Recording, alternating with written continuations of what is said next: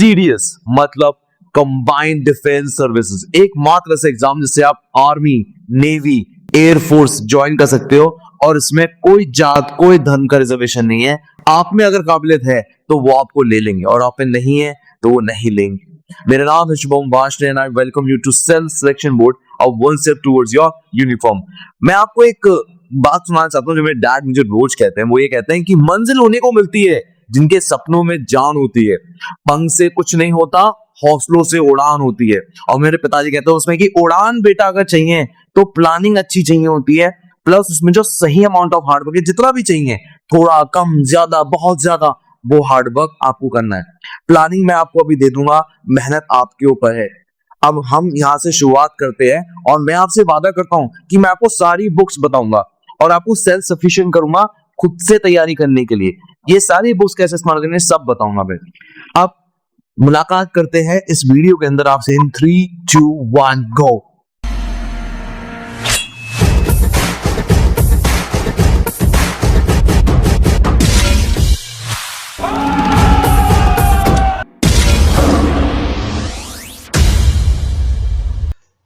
अगर आप बात शुरुआत करते हैं कि सीडीएस की तैयारी के लिए उम्र क्या चाहिए होती है, कईयों को तो उम्र ही गलत ख्याल होता है। तो देखिए 19 से 22.5 साल चाहिए आपको Indian military academy, Indian naval academy और एयर फोर्स एकेडमी के लिए। और ओटी के लिए आपके लिए चाहिए होती है 19 से लेके 23.5 साल। ये बात आपको समझनी है। नाउ ओटीए में बॉयज और गर्ल्स दोनों आते हैं और इसमें मैथ सब्जेक्ट नहीं देना होता। वही जो आपका आईएमए, आईएनए और एएफए, इसमें आपका जीके भी आता है, मतलब जीएस कहते हैं उसे, मैथ्स भी आता है और इंग्लिश भी आता है आपका। अब आपको ये बात सुननी है, इसके लिए ना तो आपको कोई डिग्री चाहिए, मतलब डिग्री इन द सेंस की कोई पर्टिकुलर डिग्री नहीं चाहिए, कोई परसेंटेज बैरियर नहीं है। अगर आप 40% से ही पास हो आप दे सकते हो। कॉमर्स के हो तो भी चलेगा, बायोलॉजी के हो तो भी चलेगा, आर्ट्स के हो तो भी चलेगा। नाउ अब आपको ये समझना होता है कि हमारे पास ना 3 प्लान होने चाहिए। आर्मी जब भी वर्क करती ना तो उसका जो मेन गोल होता है, मान लो उसको है कि वॉर जीतनी है, तो वॉर जीतनी है उसके पास मल्टीपल प्लान होते हैं, plan A, plan B, plan C, क्योंकि वॉर तो हर हाल में जीतनी है। अगर वॉर हार गए तो सब कुछ खत्म हो जाएगा। तो सेम वे आपके पास भी ना 3 प्लान होने चाहिए और इन प्लानों में ना कोई कॉम्प्रोमाइज नहीं होना चाहिए कि भाई छोड़ो ना यार, ये वाला प्लान ये ठीक तो है ना, इतनी तैयारी कर लो बहुत है। नहीं, तीनों ही आपके पास होने चाहिए।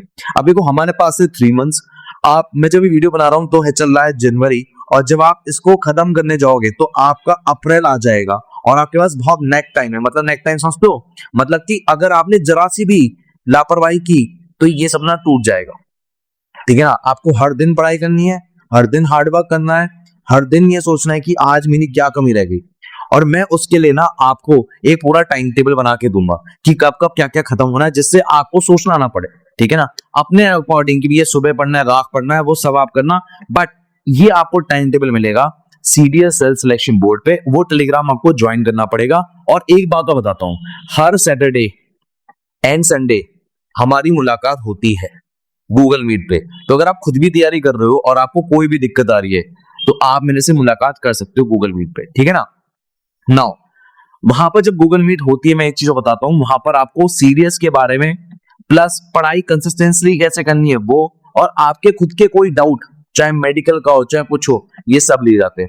तो ज्वाइन करना मत भूलना टेलीग्राम। नाउ अब यहां से हम थोड़ा आगे बढ़ते हैं। हमारा जो सीडीएस का पेपर होता है उसमें इंग्लिश भी 2 घंटे का पेपर होता है, जीके भी 2 घंटे का होता है, मैथ्स भी 2 घंटे का होता है, और सब में कितने मार्क्स होते हैं? 100 मार्क्स। वहीं ओटी के लिए भी देखो सेम ही है, इंग्लिश में 2 घंटे का पेपर, जीके भी 2 घंटे का पेपर, और 100 मार्क्स के होते हैं। ठीक है, बात समझ में आ गई। नाउ अब आपको एक बात समझनी है, बहुत ध्यान सुनिएगा। मैं ये आपसे कहना चाह रहा हूं कि जब आप इस एग्जाम की तैयारी करेंगे ना तो आपको ना एक क्लियर दिमाग में होना चाहिए कि मेरी एग्जाम में कट ऑफ आएगी कितनी और मुझे कितना स्कोर करना है। देखो आपका आईएमए का स्कोर वर्स्ट जो आज तक गया है वो गया है 140। ठीक है ना। तो आपका टारगेट स्कोर होना चाहिए 150। अगर आप 150 अपने मॉक टेस्ट में ला पा रहे हो, यू आर टू गुड। ठीक है। आईएनए का वर्स्ट स्कोर गया है 135। तो अगर आप अराउंड 140 या 145 का टारगेट स्कोर रख रहे हो, you are good to go. Last है एएफए। एएफए का वर्स्ट स्कोर गया है 160। तो आपके दिमाग में टारगेट होना चाहिए 170। बात समझ में आ रही है। ओटी का वर्स्ट कट ऑफ गया है 107। मैं मानता हूं कि आपको होना चाहिए 120 मिनिमम आपके टारगेट आपके हेड में। और अगर आप गर्ल्स है तो प्लीज मेक श्योर आप टारगेट स्कोर रखें 140। अभी मैंने क्यों रखा है, कैसे रखा है, मैं आपको सब समझाऊंगा, पर दिमाग में ना क्लियर होना चाहिए कि अगर मैं इतना नहीं ला रही हूं ना तो ये काफी चांसेस है कि मेरा एग्जाम नहीं निकलेगा, ठीक है ना। खाली ये जो कट ऑफ आ रखी है इन पे मत चलना। मैं आपको कुछ राज की बात बताता हूँ। देखो, फर्स्ट आप में से दो टाइप के लोग होंगे जो इस एग्जाम को दे रहे होंगे।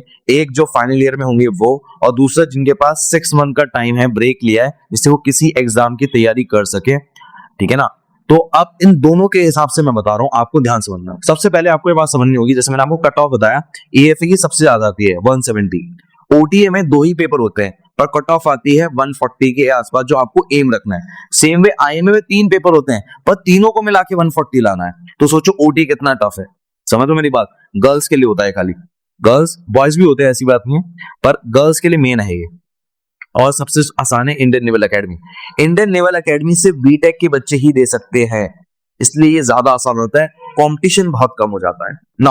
अब यहाँ पर ना ये जो कट ऑफ्स है ये समय के साथ बड़ी हैं। देखो 118 और देखो 132 तक पहुंच गई है, क्लियर है।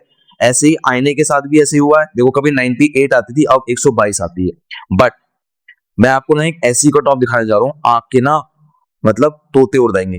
कैसे, देखो जरा, यहां पर ऐसा हुआ था एक बार सीडीएस 1 2024, जब इस पेपर को बच्चे देकर आए थे ना, बच्चे रो रहे थे, ठीक है ना। अब जब बच्चे रो रहे थे तो उन्होंने मुझे बताया कि सर पेपर बहुत टफ आया था, और जब मैंने पेपर देखा तो पेपर सच में टफ था।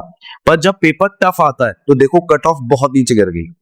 मैं आपको दिखाऊं, ये देखो, इंडियन मिलिट्री एकेडमी मात्र 120 मार्क्स, ओटीए जहां कभी 107 आती थी 87, एएफए का जो टारगेट रहता था 150, वो आ गया 128। इंडियन नेवल एकेडमी 100 नंबर मात्र। और आपको नहीं पता होगा, मैं आपको बताता हूं, फॉर एग्जांपल आपका इंग्लिश, मैथ्स, जीएस होता है, इसमें क्या होता है कि हर सब्जेक्ट में 20% नंबर लाने होते हैं, तभी आप पास करते हो।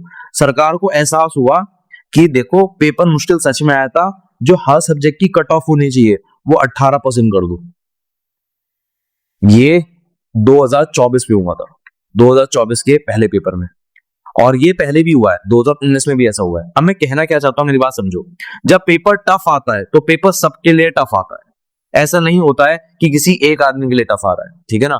तो अब आपको एक बात समझनी होती है, जो एक बेसिक रूल है, मेरी एक स्टूडेंट ने बताया था, उसकी वीडियो मैं आपको थंबनेल अभी दिखा दूंगा, वो आप देखना, वो बहुत अच्छी वीडियो। समझे क्या बात बोलती है, मुझे बात बोलती है, देखो सर, मैंने कहा कि एक बहुत ही आसान क्वेश्चन, बहुत ही आसान, बहुत सिंपल, जैसे कहूं 2+2, ठीक है, ऐसा सवाल है, मान लो बहुत ही सिंपल, 2+2 4 होता है। अब मान लो पूरे एग्जाम में 5 लाख लोग बैठे हैं, ठीक है। अब 5 लाख लोगों को क्या ये जवाब देना चाहिए? हाँ, पर मान लो 5 लाख में से करीबन 3 लाख लोग ऐसे हैं जिनको इनका इसका जवाब ही नहीं आता, तो क्या लगता है इन 3 लाख लोगों का सिलेक्शन होगा अगर पेपर आसान भी आ जाए तो? नहीं। अब इसका मतलब क्या है, देखो, मान लो मैंने एक बात कही कि बताओ कुतुब मीनार किसने बनाया, बहुत ही सिंपल सवाल है, ठीक है ना। हो सकता है आप में से काफियों को नहीं आता हो। अब मैं एक और सवाल पूछता हूं, बायो का सवाल है, बताओ सेल वॉल प्लांट में होती है कि एनिमल में? प्लांट में होती है कि एनिमल में? अब जो आर्ट्स वाले होंगे उनको ये वाला सवाल नहीं पता होगा, पर ये दोनों ही सवाल बहुत ही सिंपल सवाल हैं। अगर सिंपल सवाल आपको नहीं आता है तो आप कंपटीशन से बाहर हो जाते हो। कभी भी ये गलती नहीं होनी चाहिए किसी भी सब्जेक्ट का, चाहे वो ज्योग्राफी हो, चाहे वो हिस्ट्री हो, चाहे पॉलिटी हो, चाहे इको हो, चाहे वो साइंस हो, चाहे वो करंट अफेयर हो, कुछ भी ऐसा हो, इसका सवाल बहुत ही कॉमन है, बहुत ही सिंपल है, और वो आपको नहीं आता हो, बहुत बड़ी दिक्कत है। कई लोग क्या करते हैं कि सोचते हैं कि यार मैं 2-3 सब्जेक्ट करके चला जाऊंगा, साइंस कर लूंगा, ज्योग्राफी कर लूंगा, हिस्ट्री कर लूंगा, करंट अफेयर कर लूंगा, बस पॉलिटी इकोनॉमी छोड़ दूंगा, बस कहानी कर। नहीं, ये गलती नहीं करनी, ऐसी गलती नहीं करनी। मैं आपको जो स्ट्रैटेजी बता रहा हूं, आपको उसको ना बहुत ज्यादा ध्यान से सुनना है, और वो ही आपके लिए मूल मंत्र होगी, और इससे एग्जाम निकलेगा निकलेगा। जैसे जो भी बच्चा तैयारी कर रहा है, फॉर एग्जाम्पल आईएमए की बात करता हूं, आईएमए, आईएनए और एएफए, उनको मेरी एक एडवाइस है, क्या कि भैया अगर तैयारी कर रहे हो तो साथ में मैथ्स, इंग्लिश, जीएस और करंट अफेयर उठाओ, और जीएस में साइंस और ज्योग्राफी सबसे ज्यादा फोकस करो, और इसमें से कोई एक सब्जेक्ट एज अ बैकअप हो जो स्ट्रॉन्ग, बैकअप जो कि स्ट्रॉन्ग, क्लियर है। और ये वाले हैं पॉलिटी, इकोनॉमिक्स, ठीक है ना। मान लो इन सब्जेक्ट में अगर आप मैराथन क्लासेस भी देख लोगे यूट्यूब पे पड़ी हुई तो भी आपका हो जाएगा। जैसे मेरी इकोनॉमिक्स की जो यूट्यूब की मैराथन क्लासेस है वो आने वाली है, अब मैं कह रहा हूं अगर उसने वो भी देख लिया तो वो आराम से 2-3 क्वेश्चन लगा देगा। बट इसको ये बात समझनी होगी कि जब मैं ये चीजें करा रहा हूं या कोई भी यूट्यूब पे करा रहा है तो हमें एक फाउंडेशन क्रिएट करनी पड़ती है कि यार फाउंडेशन खराब ना हो। अब ये हमारे प्लान ए का पार्ट है। प्लान ए क्या कहता है कि मैथ्स, इंग्लिश, जीएस में साइंस, ज्योग्राफी और करंट अफेयर, इसमें से इसका रिश्ता नाता नहीं टूटना चाहिए क्योंकि ये सिलेक्शन कराने के मेन पिलर हैं। उसके बाद प्लान बी आ जाता है कि किसी भी तरह आप कोई एक सब्जेक्ट, हिस्ट्री, पॉलिटी, इकोनॉमिक्स में कोई एक सब्जेक्ट में बहुत अच्छे से पढ़ाई करें। ये प्लान बी होता है, सिंपल बात। नाउ अब यहां से थोड़ा और हम चलते हैं। जब आप इसकी तैयारी कर रहे हो ना, देखो जैसे जैसे टाइम कम होता जाता है, जैसे जैसे टाइम कम होता जाता है ना प्रिपरेशन का, तो प्रेशर बहुत पड़ता है, बहुत प्रेशर। अब लोग इस प्रेशर में टूट जाते हैं कि यार इस बार तो मेरा सिलेक्शन नहीं होगा। टूटना नहीं है, अगर आप टूट ही गए तो मैं कुछ नहीं कर सकता, ठीक है ना। 3 महीने, मैं ये नहीं कहता बहुत ज्यादा समय, पर 3 महीने कम समय नहीं है। और अगर कम समय नहीं है तो आपको समझना होगा कि इसका एक एक पल बहुत कीमती है, ठीक है ना। मेरे फादर ने मुझे एक बात और कही थी, वो कहते थे कि शुभम देख, जो एक्सीलेंस होती है, जो महारत होती है, उसकी ना 2 बड़े नियम होते हैं। मैंने कहा क्या क्या? वो कहते हैं देखो, एक तो टाइम प्रेशर। समझो कि टाइम एक्सीलेंस, जब भी आप किसी चीज में अचीव करने की कोशिश करोगे, इसमें महारत अचीव करने की कोशिश करोगे, तो आपको हमेशा लगेगा टाइम बड़ा कम है। दूसरा, आपको ना प्रेशर जो देगा वो बड़ा भयानक देगा। ये एक्सीलेंस की नियम है। वो तुम्हें देगा गिव अप करने का, तुम्हें बहुत बार फील देगा, सोचेगा कि नहीं छोड़ देते हैं यार, बंद करते हैं इसको। ये फील आपको एक्सीलेंस हमेशा देता है अगर आप अचीव करना चाहो तो। ऐसा ही समझो कि जब एक्सीलेंस तुम्हें बोल रहा है कि मैं तुम्हें दोनों फील दूंगा, तो तुम घबराओ मत। अब भाई सांप है, आपने सांप पालने की कोशिश की, भैया सांप पाल लो, तो सांप का नेचर क्या है कि भैया डसेगा और कहीं भी छुप जाएगा, बेड के नीचे कहीं भी। तो तुम अगर सांप पाल रहे हो तो इन 2 बातों का ध्यान रख के काम करोगे ना। तो सेम वे अगर तुम एक्सीलेंस को पाना चाहते हो तो टाइम और प्रेशर को समझो, इसे डरो मत, तभी हो पाएगा।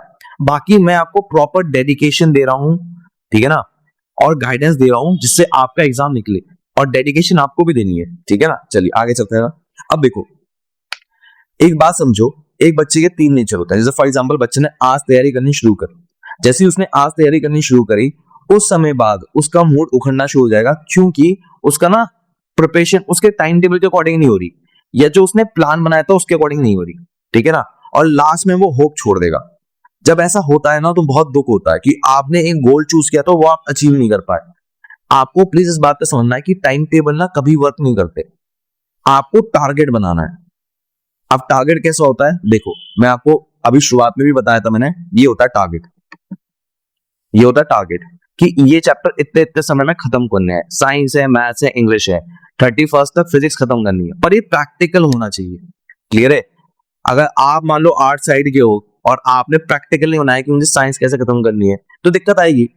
आप साइंस साइड के हो और आपको नहीं पता भाई पॉलिटी करने में कितना समय जाएगा, तो आप परेशान होगे। तो प्रैक्टिकल रोड मैप होना बहुत जरूरी है, जिसका मैं आपको बता रहा हूं। क्लियर है? अगेन अब यहां से हम थोड़ा और डीप में जा रहे हैं, बहुत ध्यान सुनो।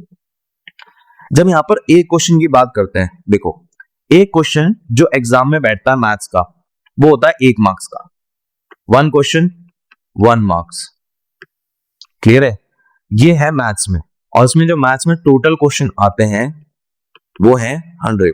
कितने? 100। वहीं जीएस में जो क्वेश्चंस आते हैं वो है 120, पर वहां पर आपको नंबर कम मिलते हैं। एक क्वेश्चन का मिलता है 0.83। क्लियर है?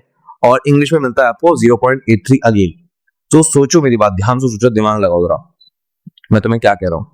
मैं तुमसे ये कह रहा हूं भाई सुनो, जब आपके पास मैथ्स में एक क्वेश्चन 1 नंबर दे रहा है और जीएस आपको कह रहा है कि मैं एक क्वेश्चन के 0.83 दूंगा, तो बताओ कितना डिफरेंस बैठा? 1 माइनस 0.83 कितना बैठा? 0.17। बात समझ आ रही है? तो सोच के देखो, कोई बच्चा जो आईएमई की तैयारी कर रहा है, आईएनई की तैयारी कर रहा है, अगर उसका मैथ स्ट्रांग नहीं है तो उसका एग्जाम निकलेगा ही नहीं। क्योंकि हमेशा जो भी बच्चा मैथ्स में ज्यादा अच्छा स्कोर कर रहा है वो दूसरे बच्चे से 0.17 नंबर आगे होगा। और अगर वो आगे है तो तुम्हारा सपना टूटेगा। कोई से कह रहा है मेरी जीएस बड़ी अच्छी है पर मैथ्स बड़ी खराब है, अबे तो फिर आईएमए का, आईएनए का, एफए का संपर्क रख क्यों रहा है? ओटीए का रख भाई। आईएमए, आईएनए, एफए के लिए तुम्हारी मैथ स्ट्रांग होनी चाहिए, और अगर तुम ओटी निकालना चाहते हो तो तुम्हारी इंग्लिश स्ट्रांग होनी चाहिए, क्योंकि इंग्लिश में पढ़ना कम होता है, समझ के करना ज्यादा होता है। क्लियर है? तो प्लीज बात को समझो। आप यकीन नहीं मानोगे, ओटीए में बच्चे 100 में से 80 नंबर ले आते हैं, 100 में से 80 नंबर, ऐसा लग रहा है सीबीएसई बोर्ड के नंबर है। तो भाई जो बंदे इंग्लिश को फोड़ रहे हैं ना, वो कुछ कर रहे हैं। मैं तुम्हें समझाऊंगा कैसे कर रहे हैं वो। नाउ अब आगे चलते हैं। हमने प्लान ए की बात की, हमने प्लान बी की बात की, ठीक है ना। अब हमें ना इस प्लान ए और बी के 3 पिलर मुख्य समझने पड़ेंगे। देखिए, प्लान ए के 3 मुख्य पिलर हैं, वो है मैथ्स में 100 क्वेश्चन, साइंस में आपके होते हैं 28 से लेके 32 क्वेश्चन, और इंग्लिश में 120। ये 3 पिलर गिरे, ये प्लान ए का पार्ट है, ध्यान रखना। अगर ये 3 पिलर गिरे, एग्जाम नहीं निकलने का, किसी का बाप नहीं बचा सकते हो मैं इस एग्जाम को निकालने से। तो प्लीज मेक श्योर कि ये 3 पिलर आप स्ट्रॉन्ग रखो, ठीक है ना। और मैंने आपको वजह बता दी है कि इन 3 पिलर का स्ट्रॉन्ग होना क्यों है, क्योंकि इनके सबसे ज्यादा क्वेश्चंस आते हैं, सबसे ज्यादा। नाउ अब आपको मैं बात करता हूं साइंस में। देखिए, कायदे में बताऊं तो साइंस जो आती है, फिजिक्स जो आती है क्लास 11 की आती है, क्लियर है। केमिस्ट्री जो आती है क्लास 9th और 10th की आती है, और बायोलॉजी भी क्लास 9th और 10th की ही आती है। अगर आप इससे जितना भागोगे आप परेशान ही रहोगे, क्लियर है। अगर मान लो आप आर्ट साइड के हो, आर्ट एंड कॉमर्स के, तो मैं आपको हिदायत दूंगा, आप क्लास 11 की मत पढ़ो, आप क्लास 9th की पढ़ो और क्लास 10 की पढ़ो। मेजॉरिटी ऑफ क्वेश्चन आप कर लोगे, ठीक है ना।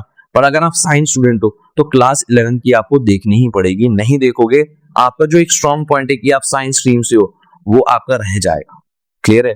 घबराओ मत, मैं बताऊंगा कैसे कैसे करना है, ठीक है ना। इतना परेशान होने की जरूरत नहीं है। यार 11th की बोल दी यार, 9 10 की तो अपने आप में बहुत बड़ा पहाड़ है, 11 को और बड़ा पहाड़ है, परेशान मैं तो बताऊंगा कैसे करना है। अरे मैं फिजिक्स की बात करूं तो मैं चाहता हूं फिजिक्स में पूरी बुक मत छानो, बस ये टॉपिक कर लो, ये वाले। और इन टॉपिक में भी ना कुछ ऐसे टॉपिक्स है जिसमें न्यूमेरिकल बहुत ज्यादा आता है। ये देख, motion, electricity, work energy, power, optics, आई, इससे कंफर्म क्वेश्चन आता ही आता है, इसको आप ज्यादा फोकस करें, क्लियर है। नाउ न्यूमेरिकल से भागने वाला बेवकूफ आदमी होता है, मैं दोबारा बोल रहा हूं, क्योंकि सीडीएस ना बहुत ही सिंपल न्यूमेरिकल पूछता है, पर जो बच्चा भागता रहता है वो रोता रहता है। और मैं आपको एक बात बता दूं, अगर आप ध्यान से सोचो, पूरे फिजिक्स में टोटल, मतलब पूरे फिजिक्स, केमिस्ट्री, बायो मिलाकर 38 टॉपिक्स बैठते हैं। देखो पूरे फिजिक्स में ये यहाँ पर देखो 14 टॉपिक बैठ रहे थे, बैठ रहे नहीं बैठ रहे। और मैंने तुम्हें करने को कितने दिए हैं, सिर्फ मैंने करने को दिए हैं तुम्हें सिर्फ 6 टॉपिक, सिर्फ और सिर्फ 6 टॉपिक, 14 में से 6, आधा मैंने काट दिया। अब इसमें से और रिड्यूस मत करना, अगर आपने इससे और रिड्यूस किया तो आपका सपना टूटेगा, आप अपने सपने को खोगे। समझो मेरी बात, मैंने बहुत स्पेसिफिक करा है। अब आते हैं केमिस्ट्री पे। केमिस्ट्री में यार देखो 3 इंस्ट्रूमेंट डिवाइडेड है, फिजिकल केमिस्ट्री, ऑर्गेनिक केमिस्ट्री और इनऑर्गेनिक केमिस्ट्री। इनऑर्गेनिक केमिस्ट्री आपके ऐसा कुछ काम नहीं आती, उसको हम कहते हैं पीरियोडिक टेबल, ठीक है ना। वो आपके एग्जाम में कभी भी नहीं आई, कभी भी नहीं आई, ठीक है ना। तो अगर आपको टाइम मिले तो करना, आखिर में करना। Physical chemistry most of the time आती है, ठीक है ना, और वो क्लास 9th में और 10th में सारी है, ऐसा कोई दिक्कत की बात नहीं है। और कुल मिला के 5 से 6 चैप्टर है, ठीक है। मैं अभी आपको दिखा दूं। ऑर्गेनिक केमिस्ट्री सिर्फ एक बार आई है, वो था सीडीएस 1 2024, उसके अलावा कभी भी ऑर्गेनिक केमिस्ट्री आई ही नहीं। तो आपको जो मन लगाना है वो इन दोनों में ही लगाना है, और आप कर सकते हो, ठीक है ना।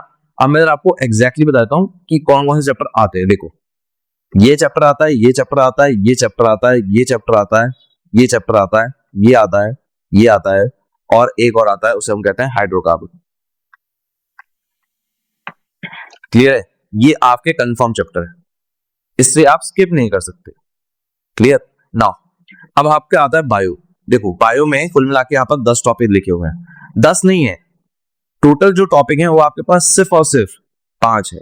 एक तो सेल से कंफर्म क्वेश्चन है, एक क्वेश्चन तो सेल से आ गया है, ठीक है। Tissue, hereditary evolution, disease, vitamin और सिस्टम। सिस्टम मतलब आपका सांस लेने का सिस्टम, आपके दिल का सिस्टम, आपके दिमाग का सिस्टम, आपके डाइजेशन का सिस्टम, आपके प्रॉपर डाइजेशन के निकलने का सिस्टम, वो सब का सब जो होता है ये सारे सिस्टम यहाँ पे। अब देखो इसका पैटर्न समझ लो, यहाँ से एक क्वेश्चन कंफर्म होता है, यहाँ से 50-50% चांसेस होते हैं कि आएगा कि नहीं आएगा, ठीक है। यहाँ से भी आपके पास होता है कि यहाँ से 50% है कि आएगा कि नहीं आएगा। डिजीज विटामिन कंफर्म क्वेश्चन है, आएगा ही आएगा, ठीक है ना। सिस्टम से आपके 2 से लेकर 3 क्वेश्चन आपके आने आने होते हैं। तो इस तरह से चलता है, ये टॉपिक है कि आपको करना ही करना है, आप इसे स्किप नहीं मार सकते। अगर आपने स्किप मारा आपकी लाइफ की एबीसीडी हो जाएगी, आपके पास से बननी पड़ेगी। आगे देखिए जरा। अब अगर आप नोटिस करोगे जो आजकल के पेपर पैटर्न हो गए हैं उसमें बहुत ज्यादा डायग्राम्स आ रहे हैं, बहुत ज्यादा डायग्राम्स आ रहे हैं, देखो आप ये देखो, जब पेपर, ये है सबसे टफेस्ट पेपर का, जब पेपर एकदम टफ आ जाता है तो भाई क्या करना है, अब सुनो, जब पेपर एकदम ही टफ आ जाए कि भैया क्या है, परेशान नहीं होना। अगर आप करना चाहते हो तैयारी तो पहले से सोचो कि मुझे पहले से क्या करना है। मैं हमेशा कहता हूं कि आप जब तैयारी कर रहे हो पास्ट ईयर पेपर जरूर करो, और किसके, सीडीएस के नहीं, आप करो पीसीएस के, आप करो आईएएस के, आप करो बाकी एग्जाम्स के, आरआरबी के, इन सब के करो। तो आपको ना ऐसे क्वेश्चन देखने को मिलेंगे जो बड़े ही अजीब से लिखते हैं। और हमेशा एक क्वेश्चन काम करा करो, जैसे मोस्ट ऑफ द बच्चे क्या गलती करते हैं, मान लो यूट्यूब पे एक वीडियो देख ली, ठीक है ना, एक मैराथन क्लास देख ली, अब उनको ना ऐसा है कि वो मैराथन क्लास तो देख ली, उनको ना फील नहीं आ रही कि यार मेरा ना ये स्ट्रांग हो गया है, तो क्या करते हैं, एक बार बुक से पढ़ेंगे, या फिर क्या करेंगे, एक और मैराथन क्लास देख लेंगे। क्लियर है, पर क्वेश्चंस लगाने से बहुत भागते हैं। अब एक बात बताओ, मुझे एक सीधी सी बात बताओ, मैं अपनी ऑफलाइन क्लासेस में भी कहता हूँ, एक बार हर बच्चे से कहता हूँ, मैं बोलता हूँ कि यार बच्चे एक बात बता, तू ड्राइविंग स्कूल पे आया मेरे सामने, ठीक है ना, और ड्राइविंग स्कूल में मैं तुझे बताया कि ये एक्सीलेटर है, ये ब्रेक है, ये क्लच है, ठीक है, मैं कहा हाँ सर ठीक है, मैं तुझे गाड़ी चलानी सिखा दी, तुझे लेफ्ट लेना आ गया, तुझे राइट लेना आ गया, तुझे बैक करना आ गया, ठीक है ना, तुझे यू टर्न मारना आ गया, सब आ गया, तो बता तुझे गाड़ी चलानी आ गई? उसने कहा हाँ सर गाड़ी चलानी आ गई। भाई बता, अगर तू कल अपनी मम्मी को पहाड़ों पे लेके जाना चाहे, जिस दिन तूने ड्राइविंग स्कूल पास किया, दोबारा बोल रहा हूं, जिस दिन तूने ड्राइविंग स्कूल पास किया उस दिन तू अपनी मम्मी को पहाड़ों पे लेके जाना चाहे तो लेके जा सकता है? नहीं सर। क्यों? क्योंकि सर इतना एक्सपीरियंस नहीं है। पहाड़ों पे अलग सीन होता है, वहां लेफ्ट राइट थोड़ा होता है, ऊपर नीचे भी होता है भाई साहब, गाड़ी फिसल भी सकती है, ठीक है ना, स्पीड मेंटेन करनी है, बहुत दिक्कत आ सकती है, तो मम्मी को तो लेके नहीं जाऊंगा। ऐसे ही आपके सवाल होते हैं, आपने कंसेप्ट पढ़ लिया, तो कंसेप्ट पढ़ने का मतलब है आपने लेफ्ट राइट सीख लिया, आगे बढ़ना पीछे बढ़ना सीख लिया, इससे ज्यादा कुछ नहीं सीखा है आपने। उसमें जो घुमावदार तरीके से सवाल पूछे जाते हैं वो आपको तभी समझ में आएंगे जब आप क्वेश्चंस लगाओगे। घबराया मत करा को क्वेश्चन से, नहीं हो रहे, आप उसको समझोगे तो सही हो, क्यों नहीं हो रहे, क्या दिक्कत आ रही है, तो प्लीज उसको क्वेश्चन को जरूर लगाया करो, ठीक है। आगे देखेगा, यहां तक की बात हो गई, हमने बात समझा दी आपको कि सबसे इंपॉर्टेंट आपका है साइंस, इंग्लिश, ज्योग्राफी। साइंस को हमने क्लियर किया कि भैया साइंस कैसे करनी है। अब जरा थोड़ा हम और आगे बढ़ते हैं, आते हैं इंग्लिश पे। इंग्लिश में देखो उसने सिंपल एक सिलेबस लिखा है, the question paper will be design to test the candidate understanding of English and the workmanlike use of word. Question paper इस तरह से बनाया गया है कि एक कैंडिडेट की जो समझ है अंग्रेजी के प्रति वो देखना चाहेंगे, प्लस वो शब्दों का इस्तेमाल करता कैसे वो देखना चाहेंगे। ना जब वो ये बात बोल रहा है तो आपके दिमाग में ना कटकनी चाहिए कि यार ये तो उसने कुछ बताया ही नहीं कि ग्रामर में क्या पूछेगा, क्या मतलब क्या आएगा एग्जैक्टली, कॉम्प्रिहेंशन आएगा नहीं आएगा, 100% गारंटी की नहीं है, ऐसा कुछ नहीं बोला, ऐसा तो ये तो बड़ा खतरनाक आदमी है। हाँ भाई खतरनाक तो है यार। अब होता क्या है कि आप लोग मार्केट में जाते हो और आप ऐसी किताबें खरीद लाते हो, कौन की किताबें, ये वाली। मैं ये नहीं कह रहा ये किताबें खराब है, मैं ये नहीं कह रहा किताबें खराब है, बट मैं आपसे सिंपल एक रिक्वेस्ट कर रहा हूँ कि जब मेरे पास एक बच्चा 6 महीने पहले आता है तो मैं उसको बोलता हूँ कि बेटा किताबें पढ़ने की आदत डाल। सबसे पहले मैं उसे कहता हूँ कि बेटा डिफेंस की किताबें पढ़, डिफेंस की किताबें जैसे ही खत्म हो तो ऑटोबायोग्राफी ऑफ योगी स्टार्ट कर, ये सबसे टफेस्ट इंग्लिश है, इसकी सबसे ज्यादा टफेस्ट इंग्लिश है, ये पढ़। और मैं आपसे भी कहता हूँ कि अब आप पे टाइम इसका तो है नहीं पर इसका जरूर है, अगर आप इसकी उसको समझ गए ना तो आपका 90% पेपर इस बात पे डिपेंड करता है कि आपको अंग्रेजी समझ कितनी आती है। क्लियर है, चाहे आप एंटोनिम हो, एंटोनिम कैसे आते हैं आपके, एक पूरा सेंटेंस दे दिया, बीच में एक शब्द दे दिया और फिर एग्जाम कहते हैं एमसीक्यू दे दिया, तो कह रहा है पहले पढ़ो समझो फिर टिक करो, आप रट लो। जैसे फॉर एग्जांपल मेरे पास बच्चा आता है तो मैं क्या करता हूँ, उसको ना एससी सीजीएल के क्वेश्चंस वो कैप कराता हूँ, सीडीएस के पास चेक कराता हूँ, जो उसके ऑप्शंस होते हैं ना वो कराता हूँ, एनडीए कराता हूँ, तमीज में सारे कराता हूँ, उसके पीवाईक्यू कराता हूँ, तो उसके 2 से 3 क्वेश्चन रिपीट होते हैं सिर्फ, और बहुत अच्छा लग चला तो 4 से 5। क्लियर है, बट मेरे मेजॉरिटी बच्चे जो सिलेक्शन लेकर आते हैं वो इस बात पे लेकर आते हैं उनकी रीडिंग हैबिट बहुत अच्छी होती है। आपका पूरा सीडीएस का पूरा पेपर आपका रीडिंग हैबिट पे डिपेंड है, अगर आपने इसको मजबूत नहीं किया ना आप होते ही रहोगे, और आपके पास करीबन 2 महीने, 2 से लेकर 3 महीने आराम से पढ़ो, आराम से हो जाएगा। 100 रुपए की किताब आती है, बहुत अच्छी किताब है, पढ़ो। और आप अगर पॉडकास्ट वॉडकास्ट देखते हो तो लोग बोलेंगे इस किताब ने इंसान की जिंदगी बदल दी, ये बहुत कमाल की किताब है। नाउ अब हम आते हैं इंग्लिश। इंग्लिश का पेपर ना हर साल थोड़ा थोड़ा चेंज होता है। देखो इंग्लिश का पेपर का हम बात करें तो इंग्लिश के पेपर में 3 सेक्शन में पूरा पेपर डिवाइडेड होता है। पहला पोर्शन होता है रीडिंग, कि आप पढ़ के समझ के आप क्वेश्चन को टिक मारो। जैसे इसमें क्या आता है, इसमें आता है comprehension, rearrangement of sentences and rearrangement of words. ये 3 चीजें आती है। नाउ जब ये 3 चीजें आती हैं तो आपके दिमाग में क्लिक होना चाहिए, यार ये तो मतलब बड़ा ही चैलेंजिंग काम है। मतलब कि भैया ये सारे की अगर महारत नहीं हुई तो करीबन आपने 30 से लेकर 40 नंबर खो दी। और अगर आपकी रीडिंग हैबिट खराब है तो आप ये नंबर खो दोगे जो कि मुफ्त के हैं।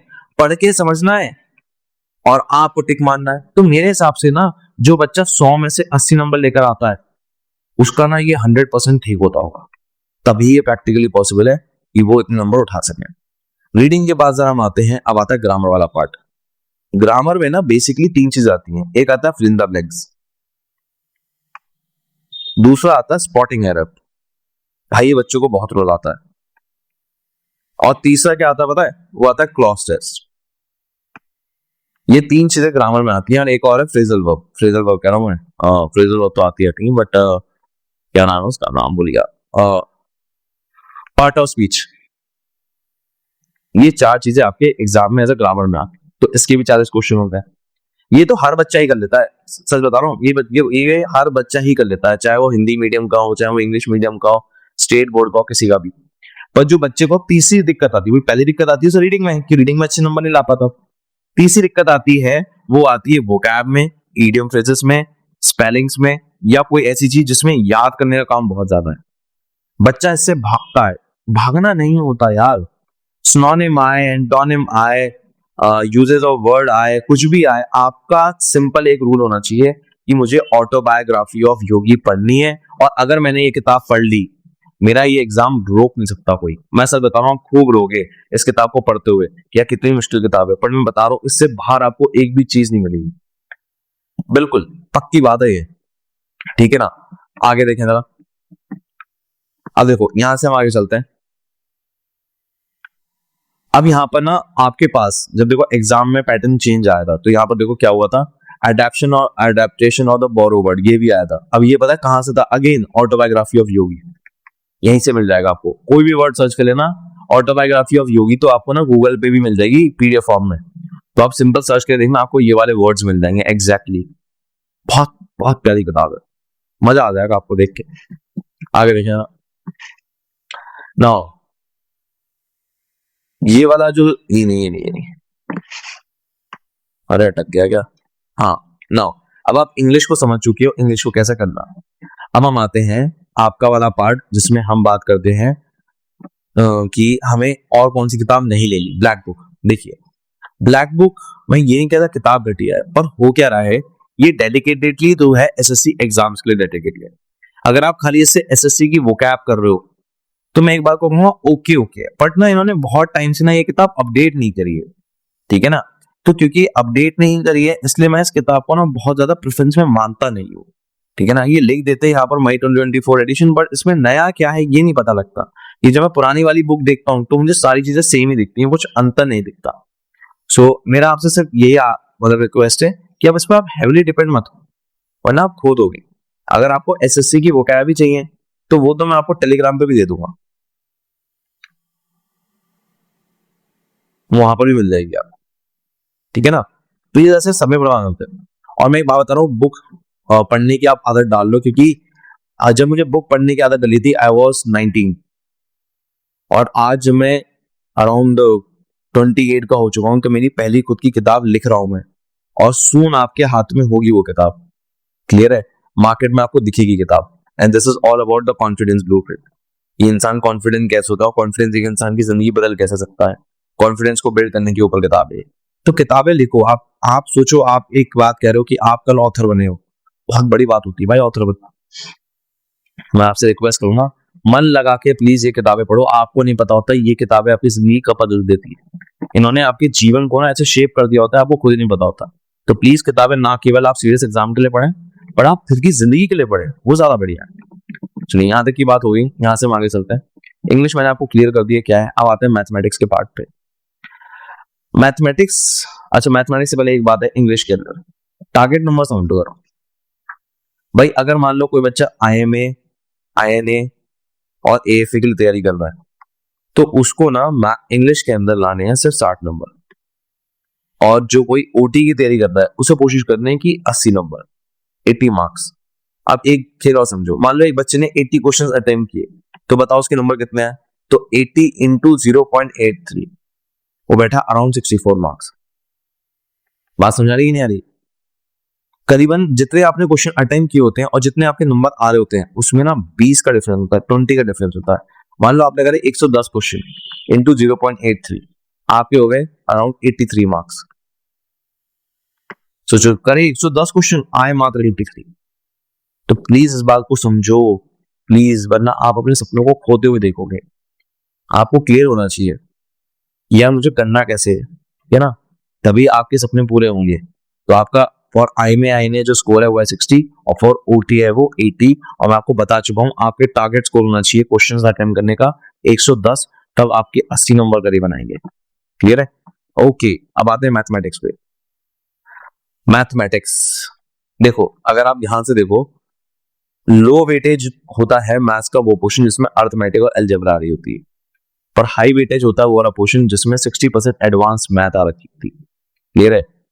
अब एडवांस मैथ में आपको सबसे पहले करनी होती है ज्योमेट्री, फिर करो ट्रिग्नोमेट्री, फिर करो स्टैटिस्टिक्स और लास्ट में करो मेंसुरेशन। और उसके बाद अगर देखो वैसे तो टाइम कम है, 3 महीने ही है, 3 महीने में अगर आप ये भी कर लो तो भी बहुत बड़ी बात है। पर अगर आप एफकेट की तैयारी कर रहे हो तो आपको पता होगा एफकेट में ना एडवांस मैथ आती ही नहीं है, एफकेट में सिर्फ ये आता है, तो आपकी तैयारी हो चुकी होगी। क्लियर है? तो आप इस चीज को लेके चलो, उठाओ, तभी आपका भला होगा। क्लियर है? चलिए यहां तक की बात होगी। अब आते हैं मैथमेटिक्स के मैथ्स और नॉन मैथ्स वाले सेक्शन पे। देखिए, मैथमेटिक्स दो लोग कर रहे होते हैं, जिनके पास मैथ्स होती है, जिनके पास नॉन मैथ्स होती है। देखो जो नॉन मैथ्स वाले हैं, अभी आपके पास 3 महीने बचा हुआ है, तो मैं आपको सलाह नहीं दूंगा कि आप आईएमए की तैयारी करें, अभी आपके पास समय नहीं है। अगर आप ये सोच रहे हैं कि हाँ मैं अगली बार जो सितंबर अक्टूबर में होगा उसके लिए हम आपके साथ खड़े हैं। क्लियर है? ये है नाउ अब आपके पास एक सेक्शन है कि यार प्रैक्टिस कहां से करें। देखो, एक बुक होती है, एग्जाम होता है, मतलब कैट एमबीए का होता है। अब कई बच्चे कहेंगे सर हम एमबीए से तो भाग के आए थे, आप हमसे एमबीए की तैयारी करा रहे हो। हाँ, एमबीए में ना आपको ना ये बात सोचनी पड़ेगी कि जब आप तैयारी कर रहे हो ना, तो हाईएस्ट लेवल ऑफ डिफिकल्टी आपका कैट एग्जाम है। जो कैट एग्जाम में क्वेश्चंस आते हैं ना, उससे ऊपर नहीं आते आपके क्वेश्चन। उसमें भी ना 2 लेवल होते हैं, लेवल 1 और लेवल 2। पता नहीं लिखा नहीं लिखा मैंने, 2 लेवल होते हैं, लेवल 1 और लेवल 2। आपको लेवल 1 तक करना है। जब मेरे पास कोई बच्चा आता है ना, तो फॉर एग्जांपल कोई बंदा है जो नॉन मैथ्स का है, तो पहले मैं उसके बेसिक कंसेप्ट क्लियर करता हूं, क्योंकि उसको छोड़े हुए बहुत समय हो गया, उसने 10th में पढ़ी थी खाली। पर जो मेरे पास बंदा आता है जो मैथ्स का है, मैं पहले उसे मैथ्स के कंसेप्ट कराता हूँ, फिर पीवाईक्यू कराता हूँ, फिर इंपॉर्टेंट क्वेश्चंस कराता हूँ जो एग्जाम में आ सकते हैं पॉसिबली, और लास्ट में कैट एग्जाम के क्वेश्चन कराता हूँ, तब जाके वो बंदा पास होता है। बात समझ आ रही है? तो प्लीज इस बात को आप ध्यान रखें। ठीक है, चलिए यहां से हम आगे चलते हैं। तो ये प्लान ये पूरी तरह से हमारा कवर हो चुका है। तो प्लान ये के अंदर हमारी बात थी कि हमें मैथ्स पूरा फोकस करना है, इंग्लिश में हमारा पूरा फोकस करना है, जीएस में हमें साइंस और ज्योग्राफी पूरी कंप्लीट करनी है, और करंट अफेयर में पूरा का पूरा काम करना है। अब करंट अफेयर जो आता है हमारा प्लान बी के अंदर आता है, वो समझे जरा। देखिए, अगर हमारे पास, चलो पहले हम ज्योग्राफी शुरू करते हैं, ज्योग्राफी की बात नहीं करिए ना, ज्योग्राफी शुरू करते हैं। तो ज्योग्राफी में कुल मिला के 28 टॉपिक। अगर ये 28 टॉपिक आपके स्ट्रांग है, तो समझ लो कि आप 20 क्वेश्चन ज्योग्राफी कंफर्म है, हर साल 20 ही आते हैं, 20 के 20 क्वेश्चन आप सही करके आओगे, इससे बाहर कुछ नहीं करना। ठीक है ना? कोई आपसे बोलेगा ये भी कर ले, वो कर ले, वर्ल्ड ज्योग्राफी कर ले, ऐसे कर ले, वैसे कर ले, सब बकवास है। मेरी बात पे अगर आपको डाउट हो रहा ना, आप पेपर चेक कर लो, आपको इससे बाहर एक भी क्वेश्चन नहीं मिलेगा किसी भी टॉपिक से। तो आप 11th क्लास 11 का पार्ट 1 एंड पार्ट 2 दोनों जरूर करेंगे, तभी आपका काम बनेगा। ठीक है ना? और मैं एक बात बोलना चाहूंगा, काफी लोग क्या करते हैं, मैराथन पे डिपेंड करते हैं। मैं दोबारा बोल रहा हूँ, मैराथन क्लासेस जो होती है ना, वो लास्ट मोमेंट रिवीजन के लिए तो बहुत अच्छी है, पर तुम्हारे लिए कोई फायदा नहीं है उसके लिए। अगेन जो तुम्हारे सामने अभी थंबनेल आ रहा है, वो थंबनेल तुम्हें ये बताने की कोशिश कर रहा है कि भाई ये वो लड़की है जिसने ना सीरियस खोया है। और क्यों खोया था? क्योंकि मैराथन क्लासेस करी थी इसने, उसके बाद इसने पूरा सिलेबस एक बार करा, खुद से करा। तो प्लीज आप करें जरूर, ठीक है ना?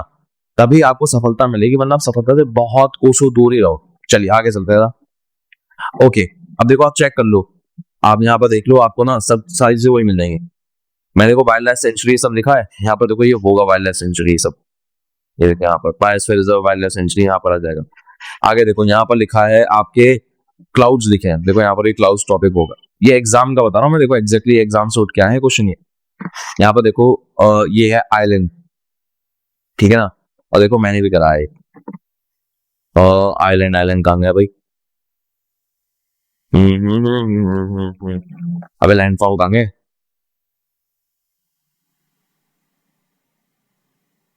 लैंडफॉल कहाँ मर गया, ये देख, ठीक है ना। तो ये सारी चीजें हैं जो मैं करा रहा हूं और आपको एग्जैक्टली क्वेश्चन देखने को मिलेगा। पक्की बात होती है क्वेश्चन दिखेगा ही दिखेगा, आप छोड़ नहीं सकते, अगर आपने छोड़ा आपके सपने टूटेंगे, आप रोगे, मैं बोल रहा हूं आपको, समझ मेरी बात। चल आगे चलते हैं। अब आते हैं हम करंट अफेयर पे। देखिए again please don't go with the marathon, marathon सिर्फ एक सैंपल होती है, मैराथन कोई गारंटी नहीं है आपकी सक्सेस की, ठीक है ना। प्लीज मेक श्योर कि आप जब करंट अफेयर कर रहे हो तो आप इन सारे टॉपिक्स पे ध्यान दो, और कोई भी आईएएस की कोचिंग है उसके आपको पीडीएफ मिल जाएगी आराम से, ये टॉपिक सर्च करो और आराम से इसको पढ़ो, आपको कंफर्म क्वेश्चन दिखेगा, ऐसा हो नहीं सकता ना दिखे, एग्जाम में आएगा ही आएगा, किसी का बाप नहीं रोक सकता ऐसे। क्लियर है, चलिए यहां से हम आगे बढ़ते हैं। अब आते हैं इकोनॉमिक्स। मैं पर्सनली इकोनॉमिक्स को कभी नहीं छोड़ता, मेरे लिए सबसे कम सिलेबस अगर पूरे सीरीज में किसी चीज का है और डिफाइंड है कि कहां से आएगा तो वो है इकोनॉमिक्स। क्लास 12 की एनसीईआरटी में मैक्रो इकोनॉमिक्स की किताब है, उसके सारे टॉपिक्स में करता हूं, सिर्फ यही टॉपिक करता हूं, ठीक है ना। उससे बाहर एक भी क्वेश्चन मेरे एग्जाम में नहीं आता, और यही मैं आपको समझाना चाह रहा हूं कि प्लीज जो आप कर रहे हो ईमानदारी से करो, आपको सक्सेस जरूर दिखेगी। ये था प्लान बी। प्लान सी पे आते हो रहा। प्लान सी में पहले आपको समझना है कि एग्जाम को फॉर्म भरने वाले हैं 6 लाख लोग, उसमें से देने आएंगे हिम्मत करके सिर्फ 3 लाख लोग, और एग्जाम निकालेंगे करीबन 6 लाख बच्चे, और फाइनली एकेडमी ज्वाइन करेंगे करीबन 400 बच्चे। तो पहले तो आप ये समझो प्लान सी उनके लिए है जो 200% यही चाहते हैं कि मुझे फौज ज्वाइन करनी ही करनी है, तभी उनका प्लान सी वर्क करेगा, क्योंकि प्लान सी में ना हार्डवर्क ज्यादा है। नॉर्मली क्या होता है कि मैंने आपको बताया था प्लान ए के अंदर कि कोई भी एक सब्जेक्ट आप पकड़ो, मेहनत करो। प्लान सी के अंदर आप एक सब्जेक्ट नहीं पकड़ते, 2 सब्जेक्ट पकड़ते हो, कि हिस्ट्री पॉलिटी या पॉलिटी इकोनॉमिक्स या इकोनॉमिक्स हिस्ट्री, कोई 2 सब्जेक्ट आप पकड़ते हो, तब प्लान सी काम करता है। और किसी एक सब्जेक्ट की आप मैराथन क्लास देख ली, तो पॉलिटी की मैराथन क्लास देख ली या इकोनॉमिक्स देख ली, किसी एक सब्जेक्ट की, पर बाकी के सारे सब्जेक्ट आपने तमीज में करे। ये वही बंदा कर सकता है जिसको ठंड ना लगती हो। भाई सर्दी का मौसम चल रहा, ठंड लग रही है आपको, कोई फायदा नहीं। क्लियर है, ये बात बहुत जरूरी है। पॉलिटी, अब देखो मैं नॉर्मली बच्चों से कहता हूं कि अब जब 3 महीने बचते हैं तो पॉलिटी नहीं हो सकती। क्या बोल रहा हूं मैं, पॉलिटी नहीं हो सकती। अब पॉलिटी नहीं हो सकती तो हमें क्या क्या उठाना है, हमें प्रीएम्बल शेड्यूल करना ही करना है, fundamental right, fundamental duty, GPSP, rates, ये हमें करना ही करना है, कॉन्स्टिट्यूशन अमेंडमेंट हमें करना ही करना है, यूनियन स्टेट कॉन्करेंट लिस्ट करना ही करना है, और इंपॉर्टेंट आर्टिकल 200% करने ही करने हैं। अगर आप इस चीज पे अड़ जाओ तो आप ये समझ लो पॉलिटी का इंपॉर्टेंट क्वेश्चन आपने निकाला। पॉलिटी के इंपॉर्टेंट क्वेश्चन निकालना आसान है as compare to history and economics. Clear है, इसलिए मैंने कहा कि अगर तुम्हें देखने का मन हो तो पॉलिटी की मैराथन देखना, हिस्ट्री की मत देखने लग जाना। क्लियर है, चलिए अब मैं आपको बता देता हूं कि आपको पढ़ाई कैसे करनी है हिस्ट्री। देखिए हिस्ट्री 3 भागों में डिवाइडेड है। एक है एंशिएंट हिस्ट्री, वो आपको पूरी पढ़, इसे आप छोड़ नहीं सकते। अब आता है मिडिवल हिस्ट्री। मिडिवल हिस्ट्री में जो मुगलों वाला काल है, एक बार को वो आप छोड़ दो, वो एग्जाम में नहीं आएगा, ठीक है। लास्ट है मॉडर्न हिस्ट्री। मॉडर्न हिस्ट्री में आपको ब्रिटिश राज ने क्या क्या पॉलिसी निकाली, लॉर्ड जितने भी आए, वायसरॉय, ये सब उन्होंने क्या किया। गांधी जी को डिटेल में नहीं पढ़ना, सिर्फ उनकी टाइमलाइन कि वो कब आए, क्या करा, सिर्फ मोटा मोटा पढ़ना है। और बाकी जितने भी लीडर्स थे रेवोल्यूशन की, उसको बहुत इंपॉर्टेंस देनी है, क्योंकि आएगा। आप देख लो भगत सिंह के बारे में पिछले कुछ टाइम से पेपर में बात होने लगी है, अहोम एम्पायर के बारे में बात होने लगी है। क्लियर है, ये नॉन गार्डियन लीडर्स थे, लोग जिन्होंने अपने देश के एक हिस्से को आजाद कराने में पूरी जान लगा दी।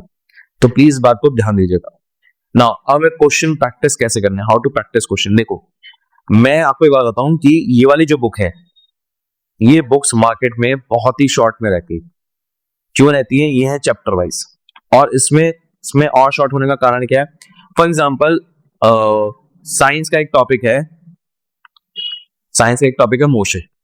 अब मोशन से एग्जैक्टली कौन से क्वेश्चन कौन से टॉपिक से पूछे जाते हैं, भाई मोशन तो बहुत बड़ा चैप्टर है, उसमें भी कौन से टॉपिक से पूछे जाते हैं क्वेश्चन, वो पहले वो टॉपिक पढ़ाता है इस किताब में और उसके बाद वो क्वेश्चन कराता है। तो ये बहुत ही फायदेमंद रहती है जब लास्ट मिनट पे आप तैयारी करते हैं इस किताब से।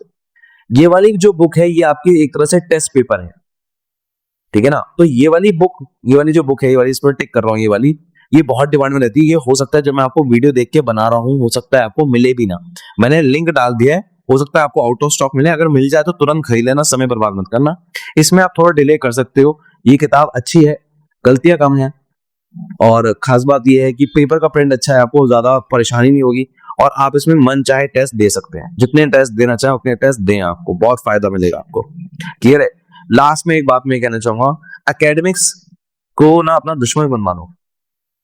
याद रखो इस बात को, marks don't define your worth. तुम्हारी जो हिम्मत होती है ना किसी चीज को करने की, वो डिफाइन करती है तुम क्या उखाड़ लोगे जिंदगी में। सोचो, हर वो इंसान, अगर आज की तारीख में आप किसी भी फौजी का पॉडकास्ट देखते हो ना, तो आपको सुन के यही समझ में आएगा कि यार वो बंदा पहले ना जो फौजी था, जैसे विवेक जैकब है, वो क्या कहते हैं कि यार मुझे तो पढ़ाई अच्छी नहीं लगती थी। तो देखो वो तुम जैसे ही थे, पर वो जो हिम्मत थी, ग्रिट थी, वो उन्हें बांध रखा और उन्हें एनडीए निकाल दिया। ठीक है ना। तो तुम भी ऐसे निकाल सकते हो या सीरियस निकाल सकते हो, कोई बड़ी बात नहीं। अब याद रखो, जो मैंने आपको बात बोली है वो आपको ना दिखेगा। देखो यहाँ पर क्या लिखा है भाई, ये भाई है, ये वही भाई है जिसका मैं आपको स्क्रीनशॉट दिखा रहा हूँ। मौज कर दी भैया आपने। मेरे ख्याल से आपकी आपकी कोई ना कोई सेटिंग है यूपीएससी में।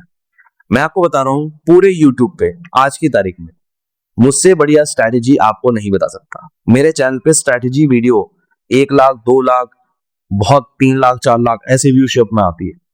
तो प्लीज मेक श्योर आप उस पर काम करें। आपको ये सारे के सारे हैं। देखो मैंने आपको बताया था ऐसी चीजें करना है, देखो क्वेश्चन आए, ठीक है। देखो करंट अफेयर जो बताए वहीं से आए, ठीक। डायरेक्ट इंग्लिश के क्वेश्चन आपके सामने आए। तो बेटा आपको घबराना नहीं है। अगर आप घबराओगे ना तो आप बहुत रोगे, आप परेशान रहोगे। बस भरोसा रखो, आपको करते चले जाना। ये सारे स्क्रीनशॉट उसी चीज के हैं, सिलेक्शन के हैं। ये वाली लड़की है जिसका मैं आपको अभी थंबनेल दिखा रहा था आपको। तो मैं चाहूंगा कि आप ये वीडियो देखिए जरूर। मैं दोबारा आपको थंबनेल दिखा दे रहा हूँ, लिंक डिस्क्रिप्शन में, याद रखना। आगे चलते जरा। अब टारगेट स्कोर क्या होना चाहिए, देखिए। अगर हम कहें ओटीई के लिए इंग्लिश 80-90, ठीक है ना, 80 मार्क्स होने चाहिए ideal. For IMA OTA 60 number. General knowledge में मैं कहूंगा, क्योंकि गर्ल्स का तो ये बैकअप है, कम से कम 60 से लेके 70 नंबर का तो टारगेट आप मान के चले, ठीक है ना। और अगर आप आईएमए या एएफए की तैयारी कर रहे हैं तो you can take it 50 number चाहिए। मैथ्स में एग्जैक्टली जो नंबर लिखे हैं आपको वही टारगेट करने हैं, तब जाके आप 50 नंबर या 55 नंबर लेकर आ पाओगे। क्लियर है ना। यही आपका नियम होना चाहिए, यही आपकी स्ट्रेटेजी होनी चाहिए। क्लियर है। हर सब्जेक्ट में कितने कितने क्वेश्चंस आते हैं ये भी मैंने आपके लिए एकदम डिफाइन करके लिख दिया है, इससे आपको परेशान ना होना पड़े, ठीक है ना। तो आप इसका आराम से पीडीएफ, कहां मिलेगा इसका पीडीएफ? टेलीग्राम ग्रुप पे मिलेगा, यहां पर। क्लियर है। आई होप आपको सारे प्लान ए, बी और सी तीनों के तीनों क्लियर हो चुके हों, ठीक है ना। अब एक बात और, मैंने जो आपको कैलेंडर वाली बात कही थी, एक तो उसे डाउनलोड करने के लिए आप टेलीग्राम ग्रुप ज्वाइन नहीं कर लेना। ये वाला आपको पूरा का पूरा कैलेंडर मिल जाएगा, ऐसे क्या करना है कैसे करना है, ठीक है ना। दूसरी बात, आपके पास ना मेरे से बात करने के 3 तरीके। एक, जो 3 महीने का मैं बैच करा रहा हूं, इसका सीडीएस आईएमए का, ओटीए का और एफकेट का, ये आपको बैच 2 अटेम्प्ट के लिए मिलेगा। मतलब आपने एक बार फीस पी की, आपको 2 बैचेस मिल गए। दूसरा है सिंगल सब्जेक्ट, कि आपकी इंग्लिश वीक है आप खाली इंग्लिश कर लो, आपकी ज्योग्राफी वीक है आप ज्योग्राफी कर लो, आपकी हिस्ट्री वीक है आप हिस्ट्री कर लो, और आपका मन है कि सर एक बार मैंने वीडियो देखी है, मैं आपसे बात करना चाहता हूं, तो आप मुझसे बात कर सकते हो। क्लियर है। बात करने के लिए आपको ये नंबर पे डायल करना है, अपॉइंटमेंट बुक करना पड़ेगा। अपॉइंटमेंट के बाद आपको गूगल मीट का एक लिंक मिलेगा, उसको आपको ज्वाइन करना है। ये आप बैचेस आपको मिलेंगे मेरी सेल्फ सिलेक्शन बोर्ड की ऐप पर। क्लियर है। याद रखना है आपको कि अगर आप iOS यूजर हो तो आपको ना इस नंबर पे iOS लिखना है, तब आपको ऐप का लिंक मिलेगा। और कोई भी दिक्कत आ रही हो, आपको कैसी भी बात हो, जो आपको परेशानी हो कोर्स में एनरोल होने के रिगार्डिंग, वो आप मुझे इस पे बात कर सकते हो। पर मैं एक चीज और बताना चाहूंगा, पहली बार पूरे के पूरे डिफेंस इंस्टीट्यूट में, मतलब कोई भी देश का कोई भी डिफेंस इंस्टीट्यूट हो, उसके कंपैरिजन में एक बात शुरू करने जा रहे हैं हम, और आई होप आपको पसंद आए। वो ये है कि हम 100% सिलेक्शन असिस्टेंस गारंटी दे रहे हैं। इसका मतलब क्या है? जब तक बच्चे का सिलेक्शन हो नहीं जाएगा तब तक हम उसके साथ खड़े हैं, उससे कोई भी एक्स्ट्रा रुपया नहीं लिया जाएगा। बट जो भी बच्चा हमारे बैच को ज्वाइन कर रहा है, जिसमें खाली 30 बच्चे होते हैं, उस बैच के अंदर पहले एडमिशन टेस्ट होगा। एडमिशन टेस्ट में क्या होगा? बोर्ड मार्क्स, 50% मार्क्स लेकर आने हैं। क्लियर है? 100 क्वेश्चन होंगे, 50% मार्क्स लेकर आने हैं। अनसीन पैसेज, अनसीन पैसेज क्या होता है? कॉम्प्रिहेंशन। कॉम्प्रिहेंशन आपके 55 क्वेश्चन दिए होंगे, 55 के 55 आपको सॉल्व करने हैं और मिनिमम 22 से लेके 25 नंबर लेकर आने हैं, तभी आपका एडमिशन होगा। उसके बाद हमारी गारंटी कि जब तक आपका सिलेक्शन नहीं हो जाता तब तक हम आपके साथ खड़े हैं और आपका होगा सिलेक्शन। क्लियर है ना? तो प्लीज इस बात को ध्यान रखिएगा और मैं आपका इंतजार कर रहा हूं। याद रखिएगा कि मैं ये फोटो इंतजार कर रहा हूं देखने की, और मैं चाह रहा हूं कि आप इस बात को समझें, we are with you in one step towards uniform. हमारा हर कदम इस तरह से कि आप सफलता पाए, यूनिफॉर्म को आप पहने। और अगर आप इस वीडियो को देखने के बाद सिलेक्शन हो जाता है तो मिठाई खिलाना ना भूलें, और मैं आपको वादा कर रहा हूं, इसको आप प्रिंट करा लो इस पीडीएफ को, और आप इसी को ईमानदारी से करो, आपको सिलेक्शन जरूर होगा। ये मेरा एड्रेस है कि चौधरी चरण सिंह यूनिवर्सिटी है मेरठ के अंदर, उसके जस्ट सामने ही मेरा ऑफिस है। याद रखें कि हम 30 बच्चे लेते हैं अगर आप ऑफलाइन तैयारी करना चाहो, 30 स्टूडेंट्स, और हम 100% सिलेक्शन असिस्टेंस गारंटी दे रहे हैं। क्लियर है ना? इस बात को समझे। मैं मिलता हूं आपसे अगली वीडियो में। जय हिंद, टेक केयर, बाय बाय। मिठाई मन भूल जाना मेरे यारो, बाय। मैं उनको रोज सोचता हूँ, मैं उनको रोज सोचता हूँ, वो है